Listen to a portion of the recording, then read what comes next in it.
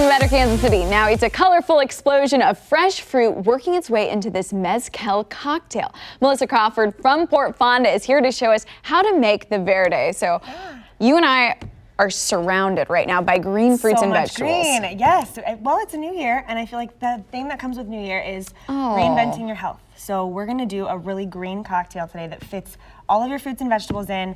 It can also be made with any spirit of your choice or non-alcoholic if you have foregone alcohol for the New Year. So, okay, every time you said reinvent yourself, I'm here with her for that.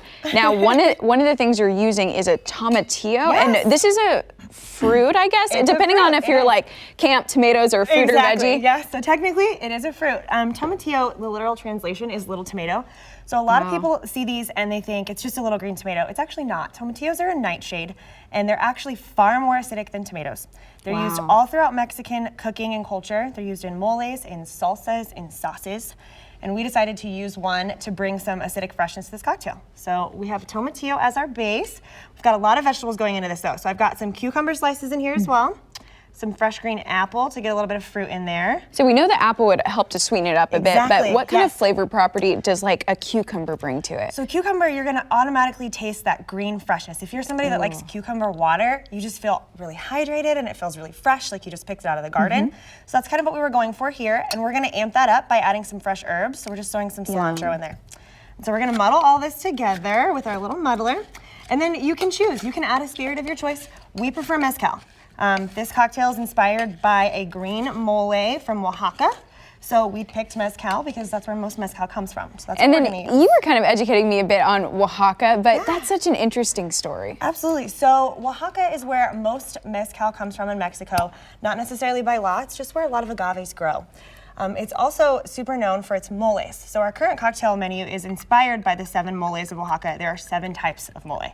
And this particular green one actually omits a lot of the nuts and those chilies that you see and chocolate in traditional mole, and it opts for like green fruits and vegetables. So it's really, really fresh, and it gave us a chance to kind of play with some freshness. Okay, and now that you put that in there and you've done the muddling, did you have any tips for muddling if we were trying this at home? Yes, I would always say muddle before you add your spirit. Okay. You want to break all of those fruits and fibers down and get those juices kind of in there so they can infuse, and always shake after you muddle. After you muddle, you can, always shake. You can also strain, you don't have to. If you want all those bits in there after you muddle, you don't have to strain, but we're gonna strain. We're gonna add some lime juice for acidity, and we're gonna add just a little bit of sweetener, natural sweetener. We use agave nectar. So we're gonna add just a little bit of that. Where can we get something like agave nectar? Because it's such a nice Any grocery store. So you'll find it near like the honey aisle. It's gonna be like your raw sugars and sweeteners, totally vegan, which is helpful.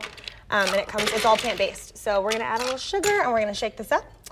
Then we're gonna strain it out, and we're gonna put in your favorite soda water. We use Topo Chico at Port Fonda, so that's always what we go for. But any soda water works. You can even do a flavor if that's what you're feeling. I would suggest like a citrus flavor, like an orange or a lime. Yeah, that would give it a nice zest. And you also mentioned this. This one is made with mezcal. You could use other types of alcohol, but what if we wanted to do a virgin? Absolutely, you can do a virgin. You're just gonna take the proportions that you used for the alcohol, so there's an extra 1.5 ounces in there, and just split that up between your lime juice and your agave, and then you have just a really fun, refreshing limeade. It's got all of those fun flavors in it. Well, that's so fun. Now, I think it's 5 o'clock somewhere, so maybe we can cheers. And mine has no alcohol in it, so perfect. So let's try this. It's just really light. Oh my gosh, that is so good. And light, the salt adds a little bit, so. The thing I also wanted to mention, right, you're getting ready to switch up your menu. We are, so we're gonna do a new cocktail menu at the end of January.